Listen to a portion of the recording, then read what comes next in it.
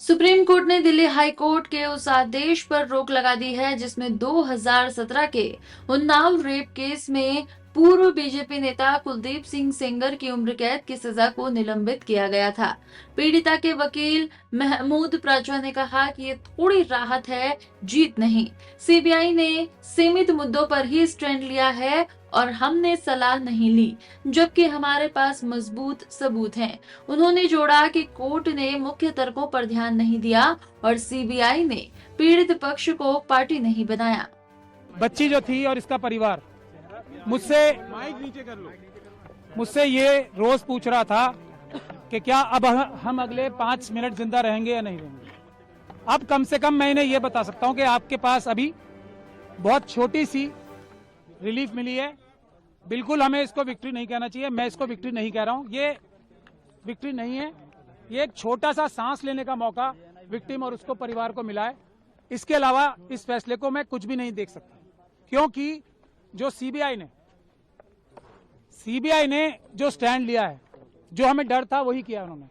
बहुत limited point पे stand लिया है उन्होंने, और जो हमारे सबसे मजबूत ग्राउंड थे उनको रेज ही नहीं किया, जो जजमेंट में भी मौजूद हैं। और अगर सीबीआई के पास तो हमारी रिटर्न सबमिशन भी मौजूद थी ना, जो हमने हाईकोर्ट में फाइल की थी, ना उन्होंने हमसे कंसल्ट किया ताकि हम उनकी पिटीशन बेहतर बनाने की कोशिश करते, ना उन्होंने हमें पार्टी बनाया, और कोशिश ये की कि हमें लास्ट मोमेंट तक उनकी जो एसएलपी फाइल है वो भी ना मिले।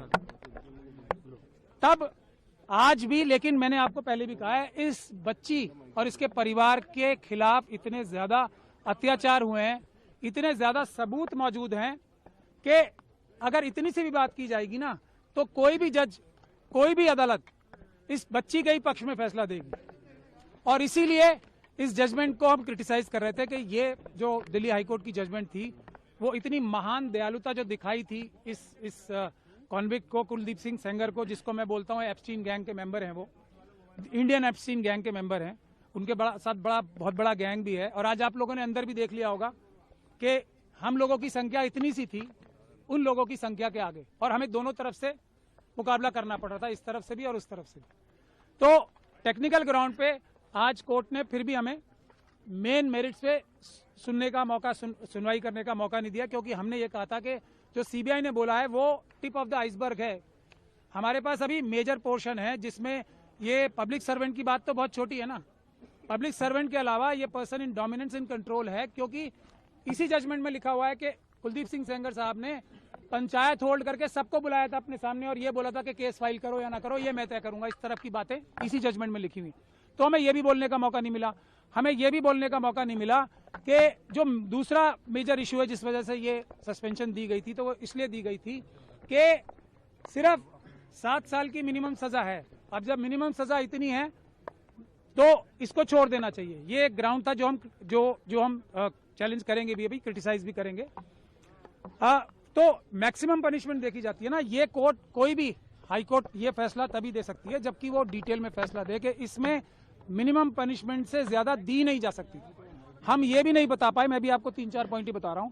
हम ये भी बताना चाहते थे कोर्ट को कि जो थ्रेट परसेप्शन की बात की है वो बिल्कुल परवर्स है। इस बच्ची के तो पिता को मारा गया, इस बच्ची के साथ रेप, गैंग रेप किया गया, इस बच्ची के वकील को मारा गया, इस बच्ची के मौसी चाची को मारा गया। उसके बाद भी जब अपील चल रही थी उस दौरान भी जब सिक्योरिटी विड्रॉ करा ली सेंट्रल गवर्नमेंट और स्टेट गवर्नमेंट के बड़े बड़े वकीलों ने यहाँ पेश होके, तब भी 2-2 एफआईआर कराई। तो हम ये भी बताना चाहते थे कि ट्रायल जो हाईकोर्ट थी, ऑनरेबल बेंच ऑफ हाईकोर्ट जो थी, उसने ये भी कंसिडर नहीं किया कि जैसे ही सिक्योरिटी विड्रॉ हुई हमले शुरू हो गए। तो हम ये भी बताना चाहते थे कि थ्रेट परसेप्शन ऐसी नहीं होती कि अंदाजा लगा के ये कह दिया जाए कि फ्यूचर में अटैक नहीं होगा, इसके ऊपर कोई हमला नहीं होगा, क्योंकि सीआरपीएफ है इसलिए किसको कोई खतरा नहीं है। माँ को तो खतरा है। फैसले को कैसे देखते हैं आप? मैंने आपको बताया ना, ये मरते हुए नहीं, जो इसको जीत कहेगा, वो जो जीत कहेगा इसको, वो धोखा देगा देश की जनता को भी और पूरी न्यायिक व्यवस्था को। सबसे बड़ा धोखा होगा अगर इसे जीत बोला जाए। मेरी बात सुन लीजिए, ये जीत नहीं है। जीत क्या है? इस बच्ची की क्या जीत होगी? इस बच्ची को दर दर की ठोकरें खानी पड़ रही हैं, इतने छोटे छोटे 2 बच्चे हैं उसको कल मार दिया जाएगा, परसों कोई सिक्योरिटी नहीं है। इस बच्ची का क्या जीत होगी? इसके पिताजी की हत्या कर दी, इसकी माताजी को विधवा कर दिया, इस बच्ची की जीत कहाँ होगी? अब इसके वकील को मार दिया गया, इसकी मौसी चाची को मार दिया गया और ये सड़कों पे दर दर भटक रही है। इसकी जीत होगी क्या? इसकी क्या जीत?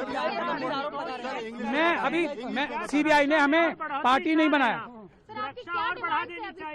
सुरक्षा छोड़िए, पहले जो जितने लोगों को, क्रिमिनल्स को जो बुलेट प्रूफ गाड़ियां दे रखी हैं, बड़े बड़े घर दे रखे हैं, आप लोग इस पे स्टोरी करो ना। क्या ये बच्चियां, नहीं मैं एक मिनट बता रहा हूँ, एक मिनट पहले एक लाइन तो बोलने दो।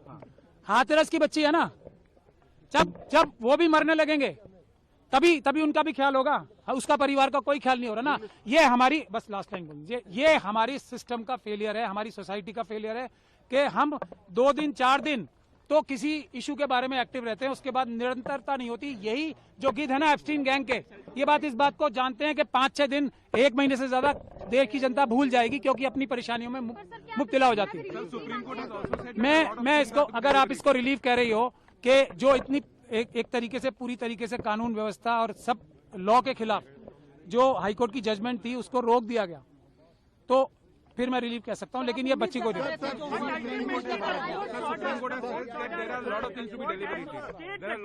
नो मैं एक चीज जो इन्होंने पूछा, मैं गजेंद्र भाई का धन्यवाद कर, आपने एक मिनट मैं इनकी बात का जवाब दे दूं। बहुत अच्छा सवाल पूछा आपने। हम उम्मीद ये कर रहे थे कि एक सुओ मोटो जो सुप्रीम कोर्ट ने संज्ञान ले रखा था सभी बच्चियों के बारे में, जो छोटी बच्चियां हैं उनके रेप और मर्डर्स के बारे में, उसको रिवाइव हम कम से कम करा देते, लेकिन हमारी सुनवाई नहीं हुई। हम कम से कम वो तो चाहते थे ना कि जो एक बड़ा केस चल रहा है पूरे देश की बच्चियों के लिए, कम से कम वो रिवाइव हो जाता, क्योंकि वो एक पुरानी बेंच ने अभी रिसेंटली बंद ही कर दिया। मतलब देश की सारी बच्चियां खतरे में थी, सुप्रीम कोर्ट ने माना। अब वो रिवाइव करने के लिए हमें दोबारा एप्लीकेशन लगानी पड़ेगी। ये इन बच्चियों की, इनके परिवारों की सबसे बड़ी प्रॉब्लम होती है।